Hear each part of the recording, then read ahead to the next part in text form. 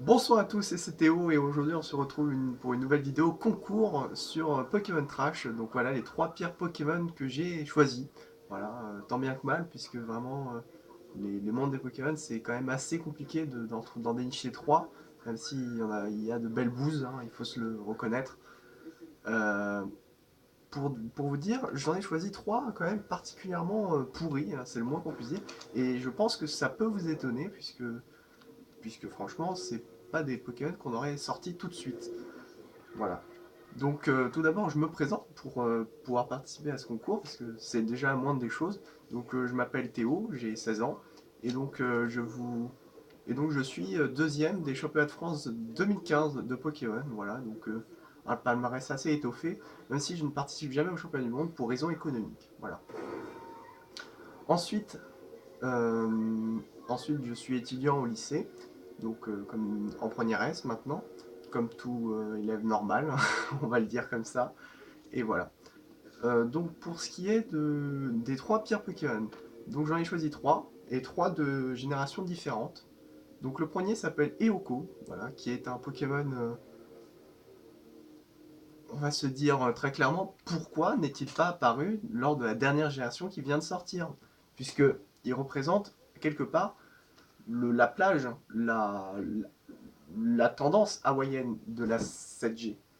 Sauf que on l'a décidé de la mettre en 3G et ce n'est pas compréhensible. C'est d'ailleurs pour ça que je l'appelle le Pokémon des contradictions, puisque, puisque comme je vais le décrire sous la forme du Pokédex, et ben effectivement, les descriptions des Pokédex entre certains jeux sont contradictoires et donc du coup c'est pas normal et donc je trouve que c'est l'un des pires parce qu'on n'arrive même pas à se mettre d'accord dessus entre créateurs du jeu. Voilà, c'est quand même assez bizarre, mais ça peut arriver et je vais vous expliquer pourquoi. Donc sur Pokémon YX, il se suspend sous une branche ou un auvent avec la ventouse sur sa tête. Son langage comporte 7 cris. Bon, déjà, 7 cris, c'est pas ouf, hein. C'est vraiment. L'être humain peut en faire beaucoup plus. Donc voilà, c'est pour ça que je catégorise dans les pires. Voilà.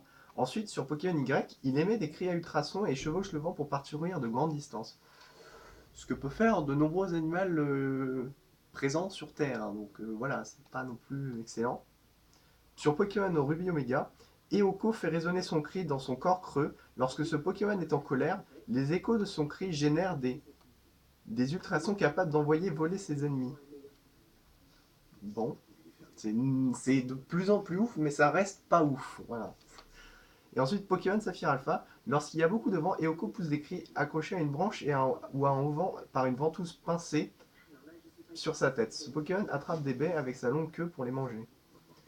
Alors, d'abord, on me dit que le Pokémon est creux, et ensuite, on me dit qu'il peut attraper des baies. Voilà, c'est pas normal. Voilà, c'est pas normal, c'est pour ça que je le catégorise dans les Pokémon contradictoires et donc pourris pour moi, parce que contradictoire veut dire pourri, hein, parce qu'on n'arrive même pas à se mettre d'accord en fait, c'est ça le truc.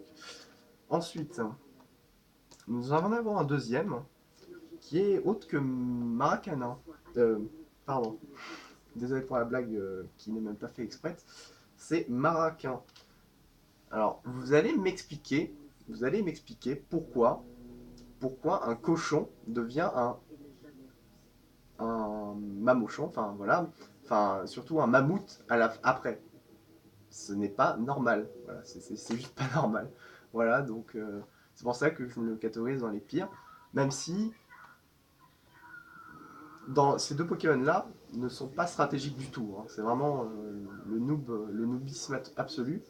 Sauf que voilà, ils ont des talents qui sont quand même pas si mauvais, hein. Ils ont Bennett par exemple, il ne pourra pas être victime d'attraction. Ils ont pour Eoko, ils ont euh, attendez que je regarde.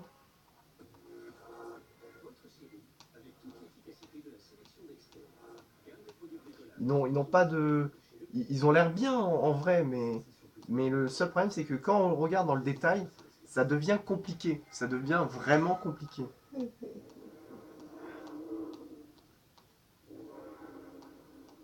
Voilà.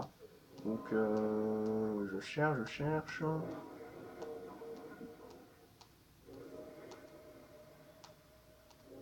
Bon, bref, on n'arrivera pas à trouver parce que c'est trop spécial pour des gens normaux, entre guillemets. Donc, voilà. Et le dernier, c'est Bourrinos. Mais alors, vous allez m'expliquer pourquoi il s'appelle Bourrinos. Parce que Bourrinos, ça donne pas envie. Ça donne tout simplement pas envie. Et donc, euh, et donc pourquoi avoir créé un Pokémon comme ça, en fait? On- c'est un cheval à la base, mais qu'on pourrit de toutes les sortes possibles. Même s'il est bon, disons stratégiquement, il n'y a rien à dire. Il y a même Fildron qui en a fait une vidéo, donc voilà, faut pas les connaître non plus. Enfin, pas en set stratégique, mais en vidéo commentée nouvelle strat. Voilà, pour situer les choses. Et donc, bah, Bourrinos, disons que c'est un Pokémon qui est le moins, enfin on pourrait dire que c'est le moins accepté des humains, quoi, presque. Donc c'est un peu triste à dire, même s'il est très utilisé dans la vraie vie. Sur Alola, et bah, il est carrément interdit d'accès sur certains sites. Donc bah, tellement il fait de dégâts dans la ville.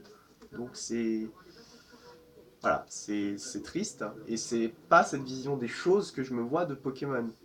Voilà, c'est pour être très concret. Donc Donc c'est pour ça que je le catégorise dans les pires Pokémon qu'ont créé les créateurs, enfin qu'ont créé les concepteurs du jeu Pokémon en fait. Voilà. Donc si cette vidéo vous a plu, j'espère que vous n'hésiterez pas à la